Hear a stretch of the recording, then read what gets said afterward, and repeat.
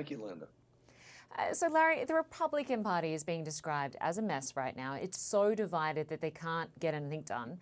They're at odds on support for Ukraine, odds on support for Israel when it comes to the bills that they're trying to push through. They failed to pass the funding for Israel. They failed to pass the immigration reform, despite large concessions by the Democrats. And they failed to impeach the Homeland Secretary. Just explain for us how you would describe the dysfunction we are seeing from the GOP right now. A lot of it stems from the fact that Donald Trump is on the rise again. Within the Republican Party, he's now very, very, very likely to be the Republican nominee for president again, and he's calling the shots. Now, he was perfectly happy if the House had impeached the Homeland Security Secretary, Homeland Defense Secretary.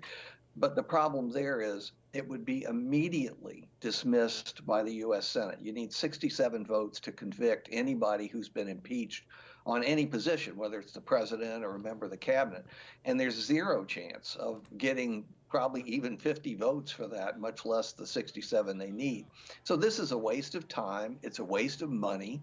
Most people catch on to the fact that it's just for the Trump base, for the base of the Republican Party. It doesn't benefit the general public at all. And as far as the policies are concerned, you enumerated them correctly. The shocking thing about this is the Democrats actually gave in on many key points about border policy that the Republicans have been asking for years. They won, and now they have lost because they chose to throw it all away. I mean, it's beyond embarrassing. It's irrational. And I want to turn, if we can, to the presidential race. For those around the world not following Nevada closely, explain what just went down, because voters there were given the option to tick none of these candidates, and that option won.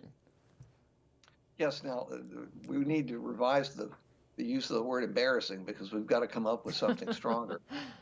Losing a race is never easy, but losing it to none of these candidates by a landslide, the 63% or so voted for none of these candidates, and Nikki Haley was in the upper 20s. All it really says is the Nevada Republican Party, like so many state parties, is under the control of the Trump forces.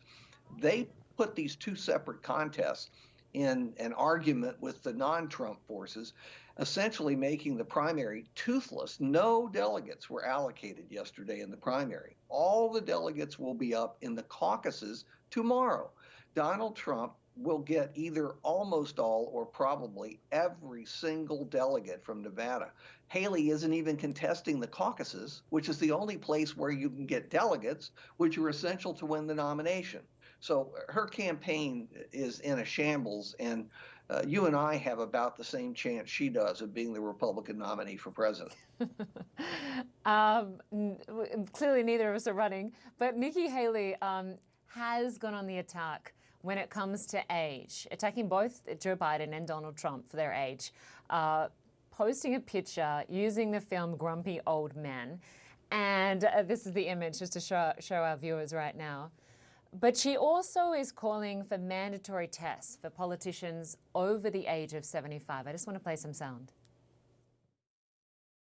Don't you think it's time we had mental competency tests for anyone over the age of 75? And listen, I'm not being disrespectful when I say that. We all know 75-year-olds that can run circles around us. And then we know.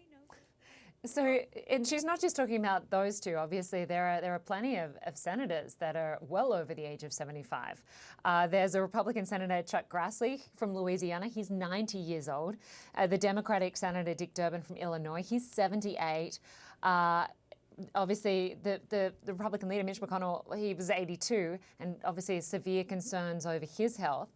How much support do you think there would be amongst the general population in the US for a politician to go through a test once they pass 75 years of age?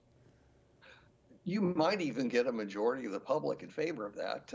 It's ageist in a way. I say that as somebody in the 70s. I'm very offended by that proposal. But nonetheless, even with popular support, There's no chance it will ever happen. The Constitution sets forth the qualifications for each of these major positions. There's nothing about age. The founders of the Republic in the United States believed that the voters would have the good sense to select people who were mentally competent. They may have been wrong in their judgment, but that is what they assumed back in the 1790s. It's not going to go anywhere, but she makes a good rhetorical point, which is we're getting to the point where we're nominating people, especially for president, who are beyond the age when most people can spend 12 or 14 hours a day on the days when it's demanded in an office like the president. Right. And it's interesting to note the average age in the Senate is 64. But you are young and fit, Larry. Good to have you on. Yeah, very young, 64. Good to have you on the show as always. Thanks so much. Thank you, Linda. Okay.